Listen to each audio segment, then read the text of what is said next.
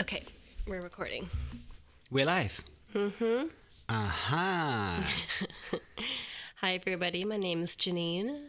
Hey, everybody. My name is Tobias. And this is our very first podcast episode. That's exciting. Yeah, we've been thinking about this for a while, but it's only now that we've tried to do something about it. Yeah. How long were we pondering upon, like... I don't know. I think you always wanted to be like... Yeah, I always wanted to do a podcast. You always wanted to do some sort of content creation. Yep. And now we are finally doing it. Well, you wanted me to do like a YouTube channel or something, didn't you? It's coming up. Or streaming. Who knows? Yeah, I think I like the idea of streaming more than doing an actual YouTube video. But you know what? Like, the times are now so perfect for a YouTube channel or for a podcast. I think, like, right now there are so many opportunities for creating own content that we just had to do it. So I think, yeah, we finally took the step, and now we're going to talk about content. What's on your mind? What do you think would be interesting topics that we can discuss? Well, I don't know. I feel like it would just be interesting to talk about the things that we are interested in, a little bit about us as a couple who are from two different backgrounds. I'm from Canada and I'm here in Germany since 2014. And you're from Germany, but you've also lived in other places around the world. And I think we have very different experiences, and we also have different interests. For example, you read a lot of books and you're really interested in different like composers and such. And I am very into this kind of online world, online learning, and yeah. Yeah, I think that is one of the most interesting facts about us. We have so much history to share right now. Mm-hmm. We've been through a lot. We also had some setbacks in the family. You are from basically also two different places. We are now living here together in Europe, and at the same time we are sharing so much. But then we also do have some divergent interests. I'm more the book guy. Mm-hmm. You're into the social media world. You are so good at picking up different trends. You have got your own online community, and it's really exciting. I think it's a good contribution also to my world. So I think that when we do this podcast, we can actually try to combine both sides. I can talk about books, for instance, or movies. I'm also a writer. I'm trying to work with the material that I find on the streets, on somewhere, and trying to write books that people enjoy to read. And you are, on the other side, you're into traveling, cooking. You're also vegan. We can really talk about that. That might be interesting, how you're living your vegan lifestyle. And also, by the way, you just came from your fasting. How was that? Oh yeah, like I tried my latest fast. So I've been looking into intermittent fasting, and yesterday I tried doing a 48-hour fast. I only ended up doing 43. But yeah, I'm okay. I just ate a bunch right now, so I am in a bit of a food coma at the moment. Yeah. But yeah, it's going I find that fasting for me, it's pretty good. Like when I'm at work, I feel like I can focus and I'm not always trying to find like snacks or something to... So you're not about to faint soon or so? No, I think I'm fine. Maybe I'll end up taking a nap after this, but we'll see. It's pretty courageous after the fasting, jumping right into our first podcast. I don't think it's really courageous. It's just adding another routine into your everyday life. I think that's what I've been working on lately, is just trying to build structure, especially after coming from being a student. I just finished my master's degree this year, and it's just different moving from being a student to working every day, because when you're a student, you have so much time in the day. Yeah. I wasn't the most disciplined person when it came with my time. I would basically just go to bed whenever I felt like it, and then I wake up and then I try to get work done. And then you just do it before your final deadline. Whereas now I work 40 hours a week, and I'm finding that there just isn't enough time in the day.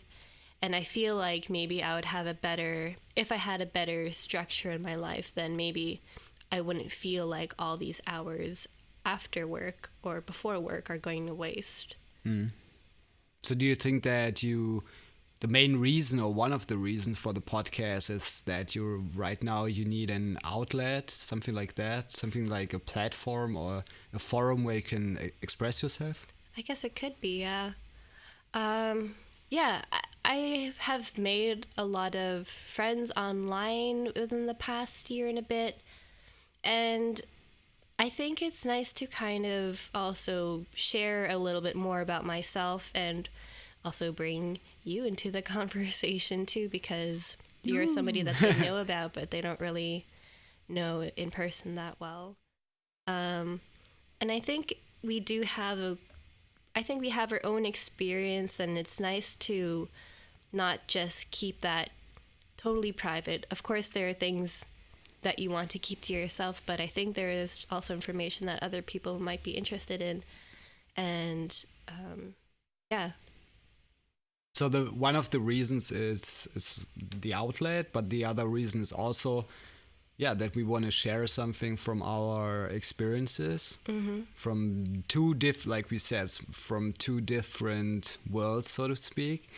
And I think I also agree to that, because I'm pretty advanced with my PhD. I did it in energy economics.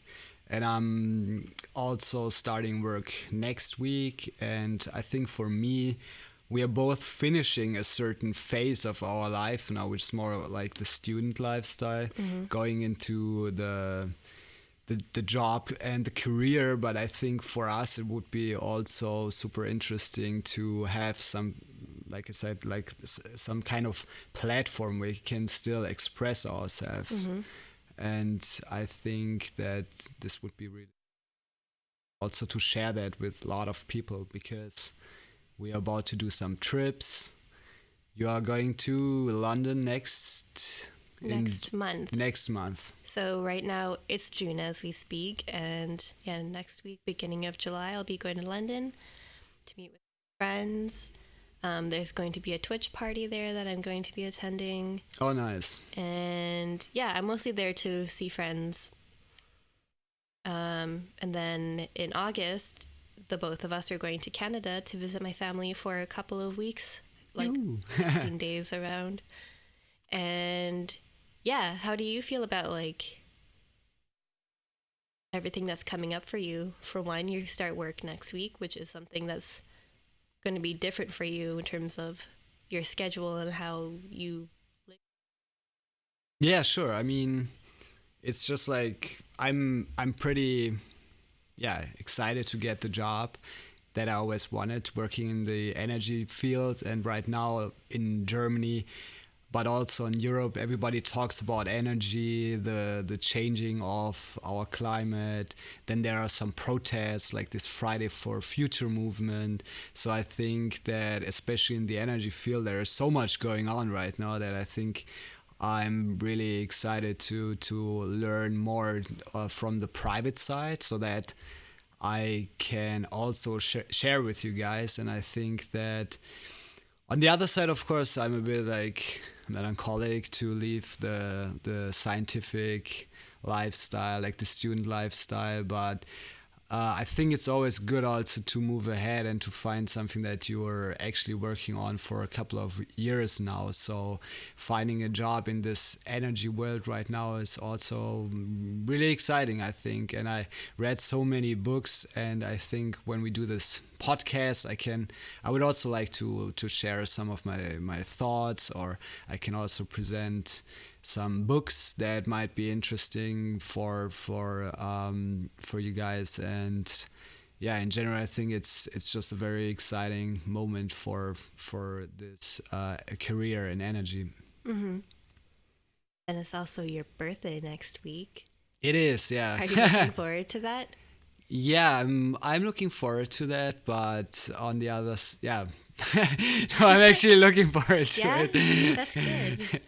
Usually for me with birthdays, like, I think at a certain point they just stopped being important to me. Oh yeah. Like for me, it's Why is just, that? I don't know. It's just like you're just another year older. There's no.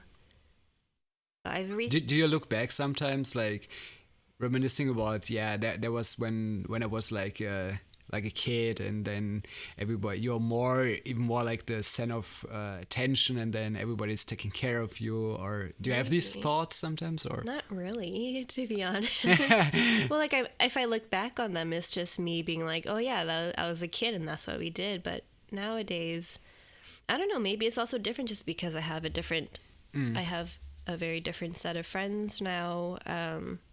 I don't know. I feel like I often don't want to be the center of attention. okay. Even though it makes it look like it if I have a podcast and if I tried streaming for a bit. But to be honest, I'm more of the person who would rather find out about other people and learn about them rather than them focusing on me. I don't know. I don't really feel very special in particular, so it's just another day for me. I think one thing I liked about German culture is the way that they treat birthdays, where so in Germany the person who's celebrating is the one who's supposed to provide the cake for everybody. And from what I've read, it's the idea of that is because you are thanking the people in your life for being in your life, rather than people making a cake for you and you being the special one for that day. So that, I think, is a good way to look at it. That is an interesting thought, and one of the topics that we are really trying to delve into with the podcast, also about the cultural differences between Canada, or respectively the US, and Germany. So I think there's so much stuff that we can talk about, right? I mean, we talked about like so much stuff, especially in the beginning where you came here and you weren't really sure that how to behave in a certain situation. Also language wise, anything that comes in your mind, like any situation in the beginning. Yeah, like when you came here. When I first came to Germany, my knowledge was very basic because I had been studying French in school and in university, so I feel like I thought that was going to be my second language. And so coming here, I was like, okay, well, I have to start all over again. And I only knew the basics. So when I found out that I was going to be moving here, I picked up phrase books and grammar books, and I started learning basic German grammar and vocabulary. But no Duolingo? I did use Duolingo a lot, and I even took notes on it and everything. But I think all the study by books and such doesn't really prepare you for when you actually come here, because I felt like listening to people was a completely different thing than just going through Duolingo, for example. Oh, yeah. I had to, there are some I feel like Canada and Germany are very similar in a lot of ways, and the differences are very subtle, and I think it was tricky for me to figure out I think it would have been easier for me to make that transition if the cultures were more different, because then I can be like, okay, I have to really think differently in this country. But when I came to Germany, I felt like so many things were similar that I had to be really precise with what is different. And they were very minor things, like going to the grocery store and whether you're supposed to like smile at people or not, or ask how they're doing. Like in Canadian culture, it's a very common thing to ask people how they are, but with German culture, it's just you're here to buy your groceries and that's it. But I think it also changed a bit. Like now there is a service culture more oriented towards the US, but I think I totally understand what you're saying. We had this conversation, especially when you're in the car and then people are in general pretty impatient, and then they start honking. Yeah, honking is very common. I don't know if it's what I do like about it is that when Germans honk, it's really because you did something wrong. And then you kind of learn, okay, I won't do it next time. I'm saying this as somebody who hasn't driven in Germany yet, but it's just what I've observed. Yeah, I don't know. But I find that the drivers in Germany are very good. Or what do you think? What's your take on it?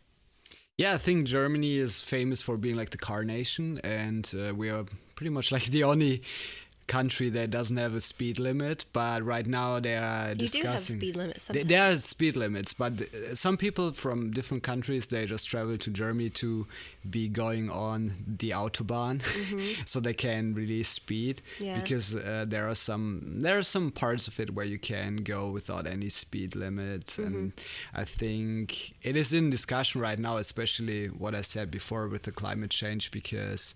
And also in terms of how dangerous it is. So I think in the longer run, we also gonna have a speed limit. Yeah, I mean, I've been driving in different countries. Also, some topic that we might talk about, like differences within Europe. Like I in know, Greece, you mean? I know Greece pretty well. I know. How do you know Greece so well? I know Greece because we do have a house there, and this house is kind of like my second home. So, yeah, I learned ancient Greek and the New Greek language also, and I think it's yeah, it just feels like being home there. It's a different mentality. People are very laid back, whereas Germany is sometimes a bit like tense, and people are a bit uptight on what they are doing at their jobs. And Greece is just like, okay, it's definitely vacation, but I just truly enjoy being there, catching some sun, and enjoying the southern lifestyle. And I think also for Europe, it's good to have like countries that are a bit having this different lifestyle, not like the Western European lifestyle. But you also went to Greece. Did you like it there? Or I did, yeah. It's a nice vacation spot to go to, like in this area in particular. This is near Kalamata, where all the olive trees are. Peloponnese, yeah. Yeah, and I think it's very beautiful there. But I don't think I would live there. Oh, Would you? no, not like... My dream was to spend there a couple of weeks or months during the year, but probably not the whole year. But yeah, I think it's a good change of scenery. It's just like going somewhere where you feel really, less stress, more sun, good food. I think it helps that you also can speak Greek. Yep. Yeah, I think like learning languages was always one of my main interests. And I also learned Russian a bit, and a bit of Spanish, Portuguese, and I think it's a good way to counter any culture. It starts with the language, right? I mean, you have to be able to have at least like a vague understanding of how the people are talking, and I think it already changes your perception. I think that's very much true. Like, you came in the beginning to Germany, you learned some phrases, and then throughout the years you improved your German. So actually we can do the podcast also in German, right? Yeah, we can try, but it's one episode. Yeah, maybe not a whole episode, maybe like 5 minutes. 5 I think minutes that's of all I German. could handle. The thing though is, like, if I try to do a podcast in German, I'll have so many pauses because I'm trying to find out what I'm trying to say. And I feel like depending on the topic, there are so many words that I just don't know. And especially when it comes to forming of my sentences, my grammar will often get messed up at some point. Oh yeah, German grammar. That's a whole podcast series, probably, right? Yeah, maybe. I also am I would really like to reach a point in my German where I feel like I am technically fluent, but I feel like I'm not at a place where I can meet people my age and feel comfortable speaking as freely as I would speaking English. I think I get by with body language and just being friendly in general, but when it comes to having in-depth conversations, that's where I get very uncomfortable because I have to switch to English often to be able to have those conversations. So do you think in English or in German, right? Or like, do you dream in English or German, or like? I don't think I've dreamed in German yet. I've had dreams where I'm trying to speak German and I'm like conscious that I'm speaking German, but it's not like I am, it just comes out naturally. It's me in my dream world, like being aware that I'm speaking German rather than just like. So you're not like caught like in a maze and then you have to escape from it, like in a Kafka version of like a German city or some crazy stuff like that. Nothing like that. But what's interesting is that if I do travel somewhere outside of Germany where they don't speak a language that I know, so basically anything that's not English or German, when I come back to Germany, it's almost like I feel safe again. So I am at this weird point where I do have different areas where I struggle with speaking the language, but there is some comfort to hearing German and being able to speak it when I do come back from somewhere else. Mm-hmm. And I don't know how to explain that. It's just something that I feel. I don't know. Yeah, I mean, we live here in Aachen. It's very close to the border. And you can literally walk or cross the border by walking. And I think that's also special about it. Like, you have so much exchange with Dutch people, Belgian people. You can go to the 3-country border. I think that is also, when we talk about the location here, was that also interesting for you? Because when you picked Aachen as your city, or how did you even come from Canada to Germany? I didn't even hear of Aachen before I moved here, like before I got the job. When this is at the end of my bachelor's degree, and I knew that I wanted to travel, but I still wanted to do something that was related to what I was studying. So I wanted to work as a programmer somewhere abroad. And I basically applied in a bunch of places that were being offered in this database for this I've heard different pronunciations. I've heard AIESEC, or anyways, it's ASEC. No, I don't know. I have no idea. But yeah, I joined this community or this company, and they show you a bunch of different companies and you apply for them. The current company that I work for and the one that hired me originally, they found my profile and they contacted me first. So I just saw that it was in Germany, and I think Germany was one of those countries where I was already like, okay, like if I get a job there, then yeah, sure, I think I would give it a go. And yeah, that's how I ended up here. So the location of Aachen, it had nothing to do with the decision process, but I think it has a lot of benefits. I think it's really cool that you're so close to different places where they already speak Dutch, where they already speak French. And definitely when I improve my German to a point where I can say, okay, I want to start learning another language as well, I'd probably try to learn Dutch just because I've had to go to the Netherlands so often. And although they speak English, I would really like to be able to just speak to them in Dutch.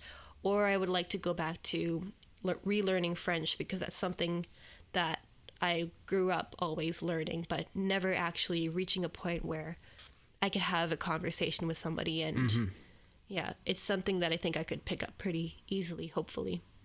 So in the way you already like benefited from like the vicinity of like 2 different countries apart from Germany, right? Yeah. Any Dutch that you picked up, like any phrases you can say? Because it's actually one of my favorite languages. Is it? Even though, yeah. Why? What do you like about it? I like it because it sounds like German, but then it also sounds very different. Like you have these words like pot voor drie van dubbeltjes, which means dang it. Okay. Or you've got some really nice phrases that sound like German, but on the other side they also sound a bit different. Like Yeah. somebody is a bit mumbling or so. Yeah. And I really like that. It gives you a feeling like also you said before, it's comforting. It's like not really different, but I truly like the Dutch mentality, the Dutch people, and I think that we can also talk, for instance, about the differences between Netherlands and Germany, because we made some trips already, and we're about to do some more probably in the future, right? Yeah. How long ago was this? I think this is. You went to Ghent recently. Anything Yeah. that you noticed there? Or? I was in Kent and I met up with my friend Celine. If you're listening, Celine. Hello. Hello, Celine. So where she lives, that's in Flanders, and they speak Flemish, which is basically just a dialect of Dutch. And we went to IKEA there together, and it was really cool because everything was in Dutch, and I was trying to figure out what each of the signs said based on what I knew from German. Sometimes they wouldn't make any sense to me, but then the minute she would translate them, I'd be like, oh, okay. Oh, yeah. Yeah, like that, I can see how that makes sense. So, yeah, I think it's really cool how similar they are, but they do sound dramatically different. Like if I hear somebody speaking Dutch, I can hear the grammar that is similar to German, but I can't understand like the actual words that they're saying. Yeah, I heard Dutch grammar is a bit easier than German grammar. And that's why I always thought, okay, maybe if you want to learn a language that is accessible, that you can use, I would definitely learn some more Dutch. At least some phrases like, hoe gaat het? How are you? Goedendag. But if there's any Dutch listeners, please correct me if that's right or wrong. What was I going to say? Oh, yeah, I think one thing that people always say, though, is that the reason why the Dutch are so good at languages is because nobody wants to learn their language. Oh, have you heard this saying? Yeah, but probably Dutch people wouldn't like that, right? Or I don't know.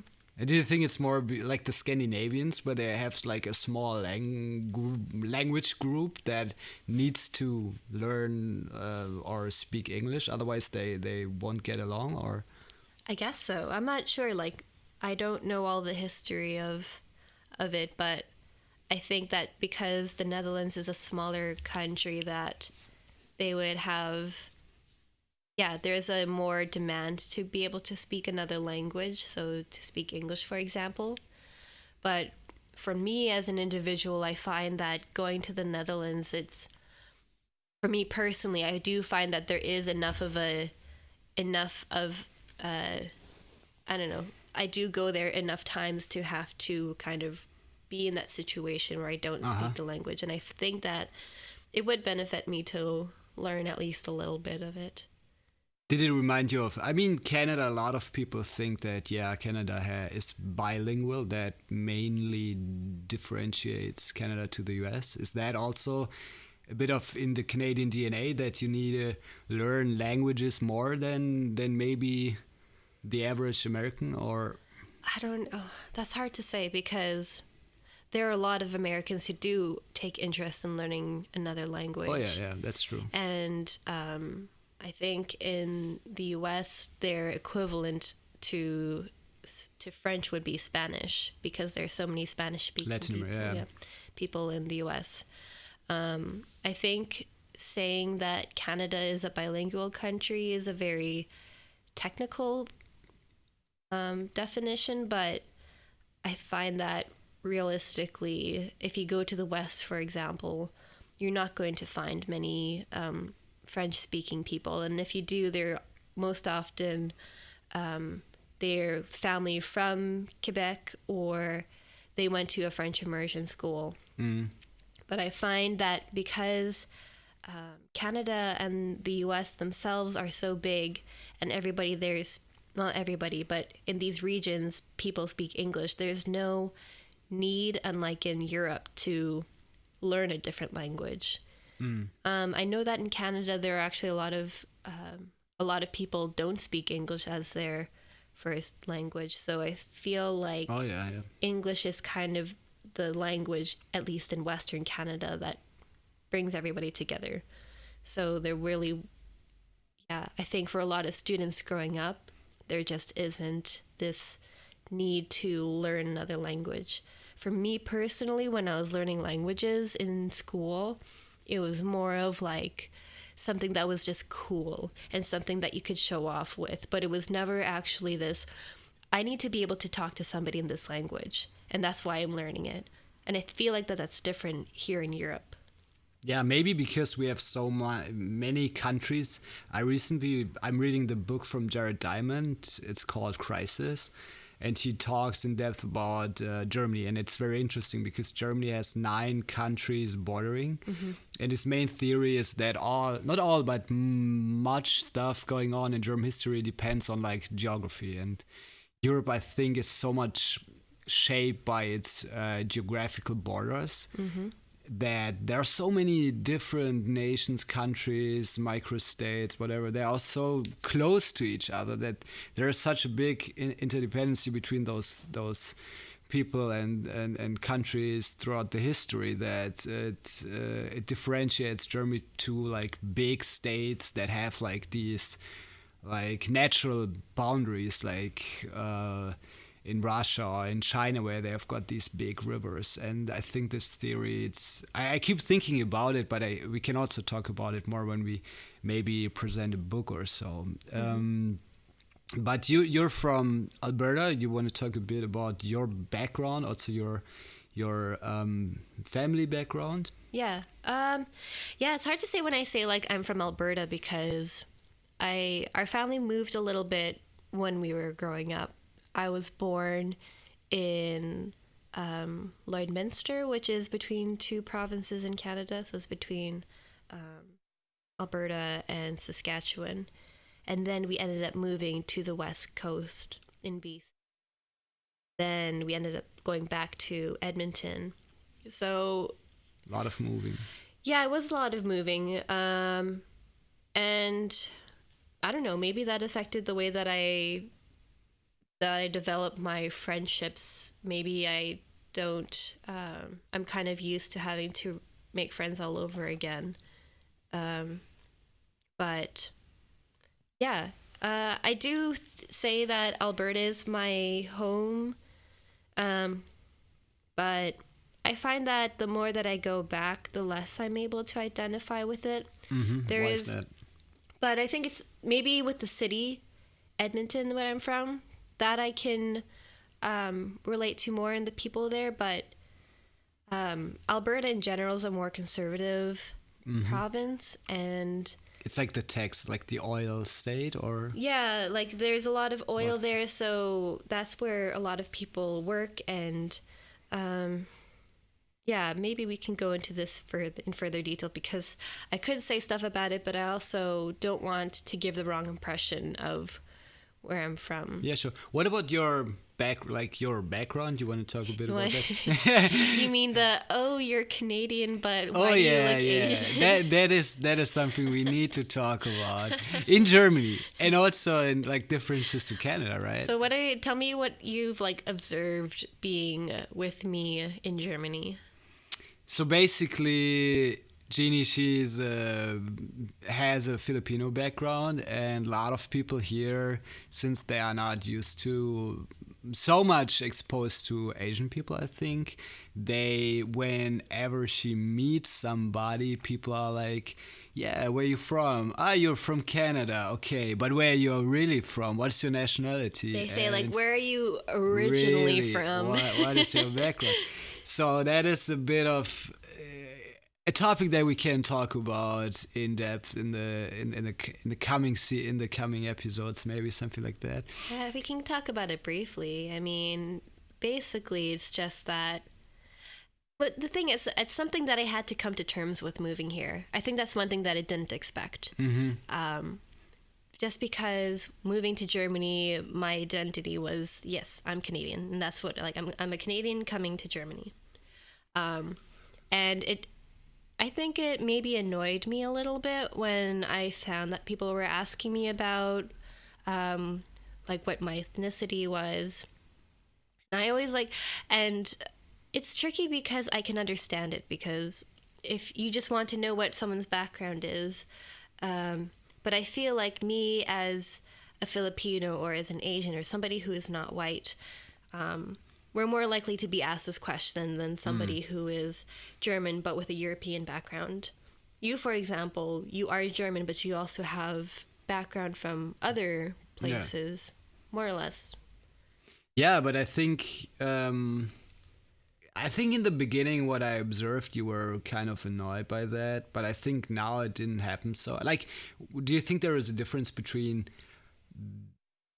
this question being asked by younger and or older people, or does Uh, it is there an influence just like older people? Maybe they grew up more in a homogeneous society, whereas like we as a generation Y, X, Z, we are more exposed to much more different backgrounds. I think our generation is a little bit more used to. I think now, as years pass, like Germany's becoming more multicultural, so I feel like that it's becoming a bit more normal for younger people to see Germans who are from different, yeah, ethnical backgrounds. Were you expecting that before, for instance, before you came? Did I expect came people to ask me if, like, why? No, you're like the how do you say, like the society in general. Like, did you expect Germany to be like all, like some people, for instance, they say, oh, yeah, like Germans are all blondes, or like they all like have a certain look, or what was your expectation before coming here? Um, I guess, like, I wasn't surprised when I saw that you have, like, that there are people of different backgrounds. Like, I already saw some of it when I was backpacking with my sister before I moved here. Before I found out that I got the job, my sister and I, we went backpacking in Europe, around Western Europe. So we went from Paris to Berlin, Munich, Prague, Rome, Barcelona, and been in these places. And we already saw that there were a lot of people of different backgrounds. So I maybe I got too used to how multicultural Canada is, and I think when I came here, I said, okay, yeah, I think that Germany is actually pretty multicultural, but that's only in cities. I think once you go into rural areas, it's really German people. Oh yeah, but I think that's also in the US or Canada, right? I mean, if you are, I don't know so much about, like I've been to Canada, but like I think at least in the US there are a lot of places like in the Midwest, for instance, that are still very homogeneous. Whereas when you go to like the coastal areas like DC or West Coast area, then it is very mixed. I mean, look Yeah. at San Francisco. Like there are like Asians are basically like the majority, and then there are Latin Americans. It's all very mixed there. Yeah. So I don't know. I think I do notice a lot more that Canada is more multicultural when I come back. I think here I kind of get used to, what ratio of people are German, and then but the thing though is, like, when I think about it, like a lot of my friends here in Germany are of different backgrounds, so I feel like I have a different surrounding from other people, because for one, my program was like an international program, so everybody there was from a different country. Oh yeah, you studied basically in English, and you could have gotten along without even speaking a word of German, right? Yeah, you could. Well, you have to take a German course, so you have to learn some German. I know people that don't speak a single word of German, and then they say, "Yeah, I don't want to learn German." Well, like, they probably do. Like, they learn the basics to pass the minimum To requirements. the A2 or whatever it is, B1. B1. Ah, okay. But yeah, we'll see how it is when we go back in August. Like, I'm also curious to know what your perspective will be and what you think when you go to Canada. You've already been to Canada before, though, haven't you? Yeah, yeah, I've traveled a bit, and I went to Vancouver, BC. That was really nice. I really liked it. I think for me, Vancouver was one of these almost perfect places where, like, when you look at the statistics for cities that have like the highest living quality, I think Vancouver for a while was like top three always. And it has mountains. You can go skiing and doing all the water like stuff there, and there's so much stuff that you can do that I was really like. I really liked it. That's all I can say. And I think Canadians, I realized because I studied in the US before, and then coming to Canada, I realized how much. I mean, it's similar, but Canadians are much more polite. I mean, it is a stereotype. What did you notice when you went to Canada in terms of niceness? I think the sorry culture, like even in German, I mean, it's a bit me, but sometimes when I go out here and people will like step on your foot or so, they won't even like apologize. And then in Canada, it's even like they apologize before stepping on your foot, right? And that's a very like, it's a thing. I think as a German, I think we do have potential to be more polite in certain situations, but I think yeah, that's something I wasn't expecting before. Afterwards, I was like listening to all these kind of like jokes about like the Canadian friendliness, and I think that is something that at the time I was there, I didn't expect it so much. So, Yeah. but now I think but it's cool. I really liked it. I'm a big fan of nature. Like we went to Norway last year. That was amazing. Yeah. I like countries that have beautiful nature and you can go on hikes and stuff like that. So Yeah. that was, yeah, I think Canada is the second largest country in the world, I think. So After Russia. yeah, after Mother Russia. And then, so yeah, there's a lot of outdoorsy activities we can do, and Yeah. Yeah, I think Norway is my favorite.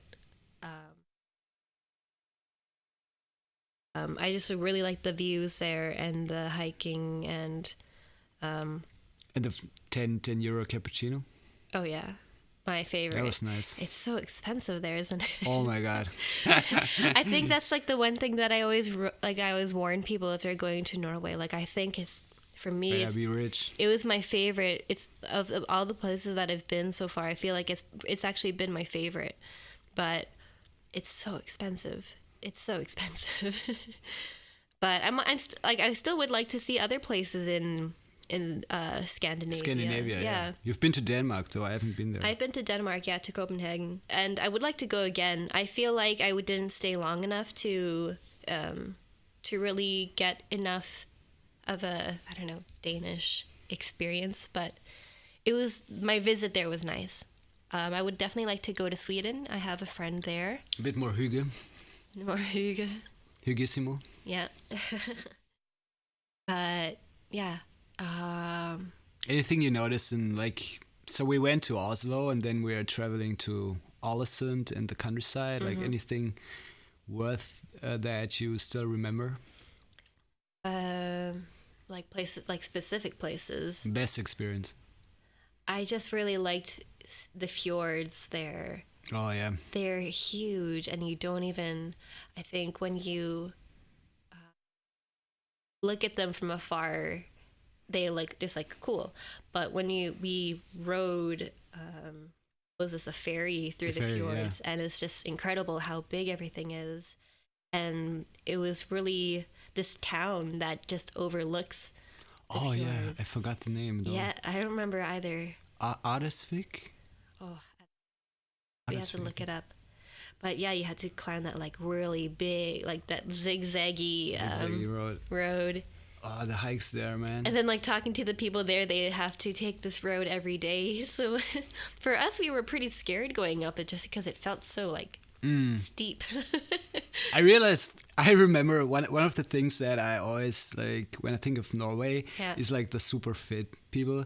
We went to hikes and we are kind of like, I mean, we exercise, we do sports, and then, but these people, they were like storming on top of the mountain, and they are so fit, and they are in such a good shape, and they are healthy. They've got a good completion, like complexion. Complexion. Yeah. I was amazed. Norway was really also one of my favorite places. This could also be a city thing, though. What do you mean? Like, people who are in cities tend to, a lot of people who are in cities, like, have the means to go running, yeah. But I realized, I recently read that in Norway, especially in Oslo, every third car is a Tesla. It's like an electric vehicle. There were a lot of Teslas. And that is like the highest amount of, percentage-wise, I think the highest amount of electric vehicles. And I think what I realized, the city is less noisy. Mm-hmm. Yeah, the cars are so quiet.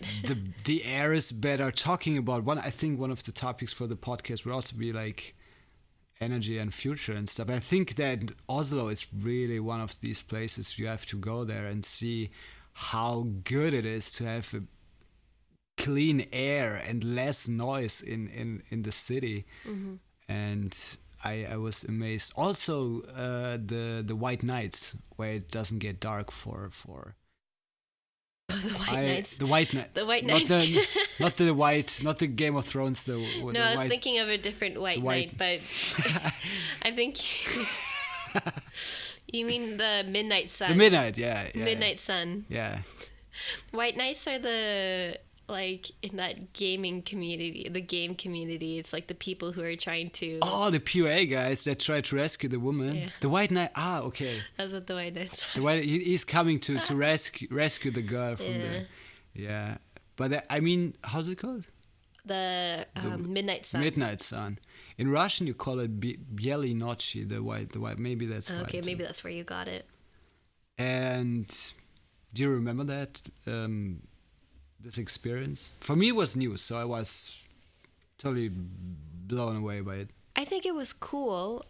It wasn't but I don't think it was for me like a once kind of moment where it was just interesting. I was like, cool, it's midnight and the sun is still up.